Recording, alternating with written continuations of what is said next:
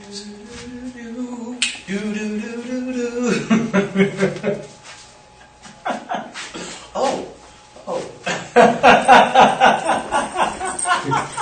would have won. Alright folks, I know you're expecting fun and games here in this video, but it's not. This is a Phase 3 video. Phase 3 heel. And this is a very serious phase. We repeat, a very serious phase. Oh, I'm out of breath from that. Okay, so before you watch this video, be sure you watch the other heel videos before it, especially Phase 2 heel. This is generally the first exercise we will use a remote training collar on. Alright? Now, this will be your first. We do have another video before that kind of introduced you to the remote collar, but we only really use this in Phase 3 training. And we're going to use this for the heel as the first thing we use it on, because it's the best exercise to find the dog's level, because you give the dog the most corrections with it. And the heel is very good at showing the dog what they're supposed to do to avoid the correction. Now, this is the best tool for high-level distractions because it allows us to be gentlest. Is that a real word? Gentlest or more gentle? Most gentle. The most gentle. Oh, thanks. Thanks, Taz, for writing your name on the floor there. This is not a housebreaking video, so it's a heel video, so don't worry about the pee-pee on the floor. Okay. Anyway, it allows us to be the most gentle with the least amount of force. Remember, this is to help train the dogs in high-level distractions. Now, compared to other training calls, you're really going to town, Taz. I guess we had you in here for a little too long. We'll be right back. We're just running him out to pig. Grab the page for you. All right, folks, we're back. Cleaned up our mess. By the way, has anyone ever used one of these microfiber mops before? Great. Top notch. Top notch. An apprentice of ours stole it from a Starbucks. He said, they're the only ones that are allowed to use it or something. They have some contract. It's like, is this true? Only Starbucks is allowed to use these? Starbucks and Canine 1? Anyway, stolen merchandise. Call it cops if you want, folks. From Starbucks. Okay. All right. I'm sure this is... Okay, back on track. All right. Now, the reason why we use the remote training collar... for the Phase 3 is because it's going to be the gentlest correction to get the most motivation. Now, think of different types of training collars to control dogs in very high distraction environments where their adrenaline is going. Some of the things like martingales and harnesses and halties, the corrections are more blunt. So the dogs aren't going to be very motivated and have to actually not pull or lunge or not listen. I mean, the halty is actually pretty good if you're never going to go to Phase 3 training, but it's obviously going to be limited. You know, if you get a really motivated dog, they may buck really hard on it. It could actually hurt their neck on it. A pinch collar is not really good for high distraction environments because what happens, it's really good for showing them things in low distraction environments and kind of like an annoying correction that they're going to avoid. But when they're heavily distracted, same things, there are limits as far as how much you can motivate a dog with this, and it can actually fire them up more because it could kind of almost resemble like a bite from another dog. And sometimes dogs even get more fired up and aggressive from it. So we still use the pinch collar in Phase 3 training to show the dogs things, but we use the remote collar to give the dog, the negative motivation, that is needed for them to respond, because it's a unique kind of correction that generally does, if you do it the right way, doesn't fire them up more. You can fine tune the correction just the right amount for the dog to respond, and it allows us to actually stay calm and not look like we're being rough with the dog. So it's a lot less likely for the dog to like turn on you or get really scared, especially if you teach the dog the right way and you don't skip steps. Whatever you do, do not skip steps and jump onto this, because that's the only way the dog will get confused. An important thing to keep in mind with this remote collar is it's not going to show the dog what to do. It gives the same correction whether the dog is being taught to sit, to down, to come, to place, to leave it. All the other training collars generally show the dog what to do. When you correct with a pinch collar, it corrects and shows them what to do. You correct with a halty, it does something uncomfortable and also shows the dog what to do. The remote doesn't show the dog what to do. So when you teach the dog with it, you have to pair it up with another collar, which when the dog gets the correction, you're teaching the dog how then to get rid of the correction. So they have to know what the word means, which they generally learn through phase 1. Then they have to learn how the correction applies and how to avoid that correction in phase 2. And now in phase 3 is where we apply the remote collar and show them that they avoid it the same way they did the other collar, or else you're going to confuse the dog. All right. So this is the first thing we're going to do with the dog. Did I forget anything as of yet? No, I don't really think so. Okay, so Earl's going to put the remote collar. I'll put the remote collar on. Not a lot of dogs can put remote collars on themselves, but I will. Is this on? Yeah, is it blinking? There we go. It's on.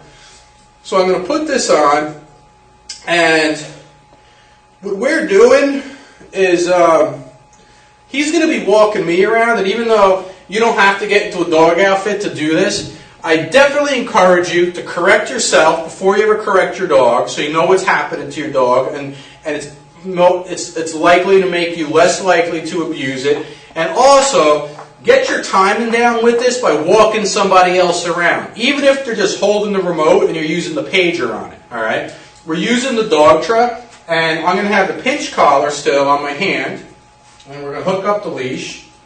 Now, using the Dogtra collar, when we do this, he's going to use the lowest level possible. Matter of fact, this Dogtra has 127 levels. Typically, I don't go any higher than like level 3, which that's like the lowest level I think I've ever had a dog actually detect. You probably won't even be able to detect it on your fingertips, but there's no rush in raising the level. You want to get your coordination down before you even, and know you have it right before you even think of raising the level.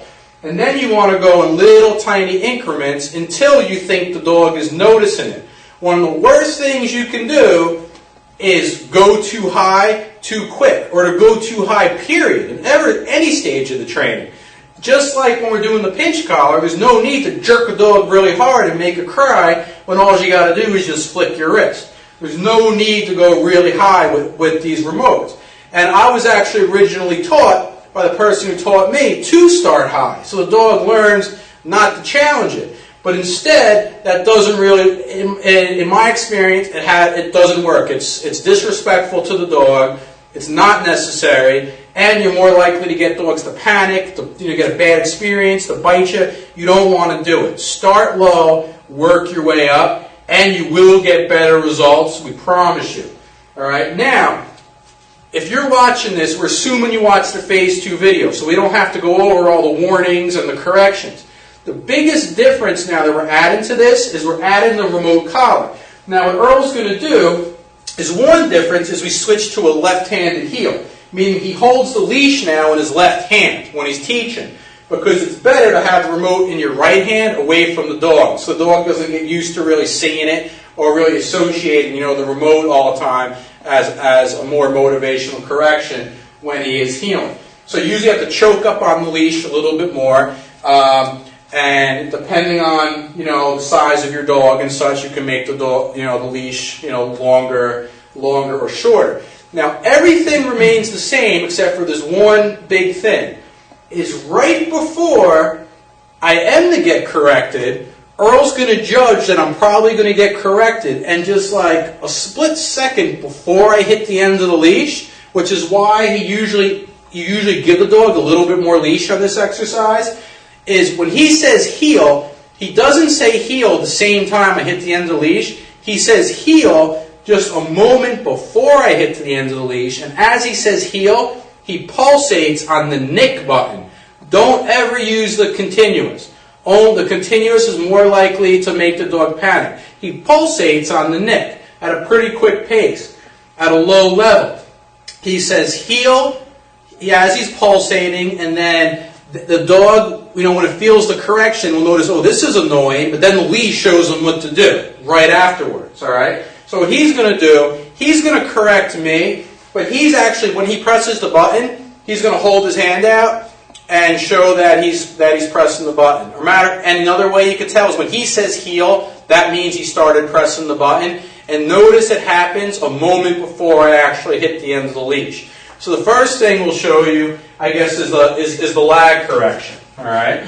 So he goes and he heels. Mike, heel. Heel. Good boy. Good. All right. So it was just a moment before I hit the end of the leash. All right. We'll do it again. What? You're right. Oh, I didn't even feel that level. What level you have on? 6. No, level 6 with me. I'm not really feeling it. Eventually, I'll feel it. Mike, heel. Heel. Heel. Good. Good boy. Okay, good. 3. All right, good. So he's saying heel. He's correcting me, and then and then he goes. All right. Now, this is something else different about the remote. Is suppose I'm really looking at something behind me, and he keeps going forward. Because remember, now you can start doing this with some low-level distractions in the beginning. I may be focused on something. There may be something on the floor, a piece of food or something I want to eat. And if he moves forward, he says heel, and I hit the end of the leash, don't let your momentum on the leash and the collar correction overpower the remote. You shouldn't jolt the dog with the leash. Instead, just speed up and let the leash just do gentle pressure on the dog, and just keep saying heel and keep pulsating, saying heel, heel, and just move forward steady until the dog starts coming with you, and then you praise, and that's when you stop pressing the button. It starts teaching the dog that this isn't going away until you come with me. But you don't have to be rough with the dog. This is why we don't have to jerk the dogs hard. But also, it's very easy for the remote, because the remote is not nearly as bad as people think when it's used the right way. It's just annoying.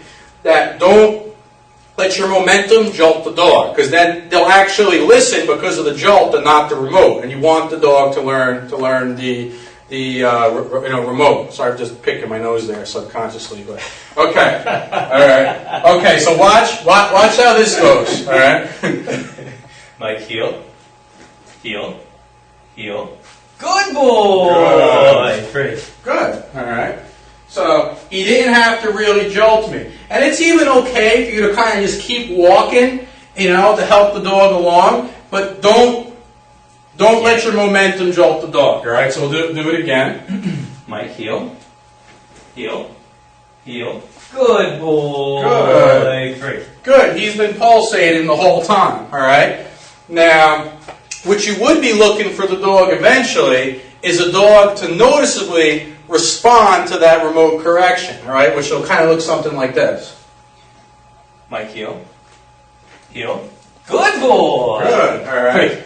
You could usually tell the dog responds. You're going to have a good eye. We'll get more into that in a bit.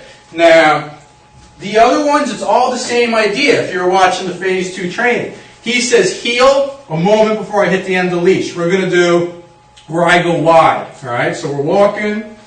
Mike, heel. Good boy. Heel. Good boy. Good. All right. Oh, sorry. Oh, it's okay. All right. We'll do it. Us going this way. You could. Okay. And behind view. Check out our gluteals for the ladies. For the men, just bear with us. All right. Mike, heel. Good boy. Heel. Good boy. All right. So he's correcting me a moment before. All right. Next is if the dog goes. Oh no. This one, same thing. I'm going to be focused on something to my left. He's going to do the same thing, just keep pulsating. Mike, heel. Good boy. Heel. Heel. Heel. Good boy. Good. He's not jerking hard. He's just adding the pulsation. It's annoying. Okay. All right.